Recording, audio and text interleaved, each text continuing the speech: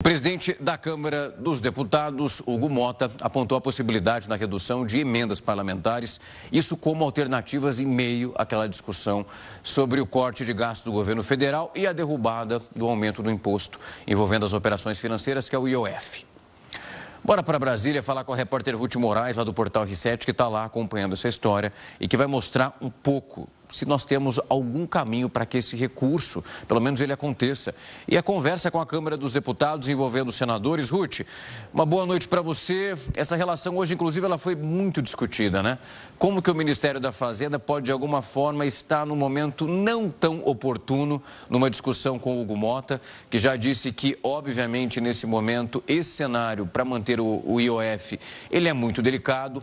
Vimos que isso ainda pode ser, de alguma maneira, mantido para esse ano, mas para o ano que vem, uma outra discussão pode ser realizada. É um processo que, desde o início, que nós te mostramos aqui na última quinta-feira, até agora, o governo não conseguiu achar qual é a linha que pode ser acertada, né? Pois é, Algarche, boa noite para você e para todos que nos acompanham. O presidente da Câmara dos Deputados, Hugo Mota, disse hoje que espera que o governo federal apresente em até 10 dias uma alternativa para essa medida do aumento do IOF. Ele destacou que é papel da equipe econômica esse respaldo e a responsabilidade de discutir tais alternativas e que o Congresso agora está disposto a discutir ou encarar novos temas que anteriormente não eram discutidos aqui.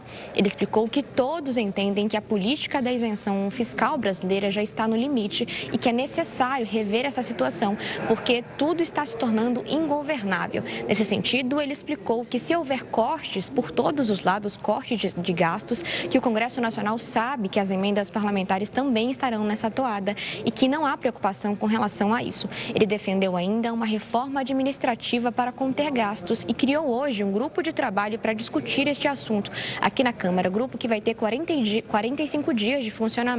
Ontem, só para a gente entender um pouco mais, Mota e o presidente do Senado, Davi Alcolumbre, se reuniram com o ministro da Fazenda, Fernando Haddad, para tratar sobre o decreto do governo federal que aumentou algumas taxações do IOF. Após esse encontro, ficou definido esse prazo de 10 dias e, caso o governo não apresente alguma alternativa, a Câmara deve votar em 10 de junho um projeto de decreto legislativo da oposição que susta integralmente o decreto do governo federal.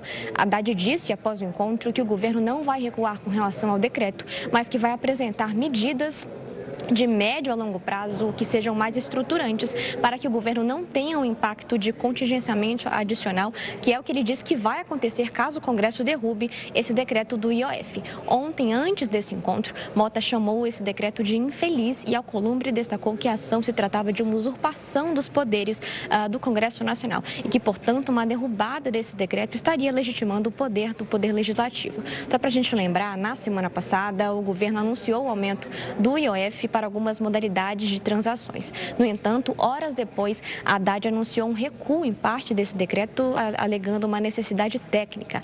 Na sexta-feira, dia 30, o governo publicou um decreto mantendo em zero a alíquota do IOF sobre a aplicação de investimentos de fundos nacionais no exterior. O texto original previa um aumento de 3,5% para tais modalidades. O decreto também mantém em 1,1% a alíquota sobre remessas para o exterior destinadas a investimentos, valor que inicialmente também subiria para 3,5%. E esse aumento nas alíquotas foi anunciado pelo governo como parte aqui das medidas de revisão do orçamento de 2025. Agora, com parte do recuo do governo na semana passada, a Fazenda estuda novas medidas de arrecadação e caso o Congresso Nacional derrube totalmente o decreto, é aí que o governo vai ter que pensar ainda mais em outras formas para arrecadar e não contingenciar o orçamento, Algarche. Ruth, agora o Supremo Tribunal Federal ouviu hoje mais 3 testemunhas indicadas pela defesa agora de Anderson Torres naquela ação penal que investiga aquela tentativa de golpe de Estado logo depois da eleição presidencial de 2022. Já acompanhamos e você trouxe aqui muito bem os depoimentos que foram colhidos anteriormente. Pelo menos os que foram ouvidos hoje pelo relator Alexandre de Moraes, nós temos o ex-advogado da União do governo Bolsonaro, que é o Bruno Bianco. Hoje várias imagens dele ali se movimentando, inclusive. O que a gente já consegue destacar desse depoimento? Figura importante que todo mundo lembra muito bem, inclusive. Pois é, o ex-advogado da União do governo do ex-presidente Jair Bolsonaro, Bruno Bianco, afirmou que o ex-presidente questionou ele durante uma reunião sobre a possibilidade de reverter os resultados das eleições de 2022. E só para a gente lembrar, a eleição é essa que Bolsonaro saiu derrotado para o então candidato Lula, atual presidente da República. Bianco explicou que esse encontro aconteceu de forma reservada com alguns membros do Palácio do Planalto, mas que Bolsonaro se deu por satisfeito, ao menos em sua frente, na resposta que ele deu de que houve, de fato, transparência na eleição.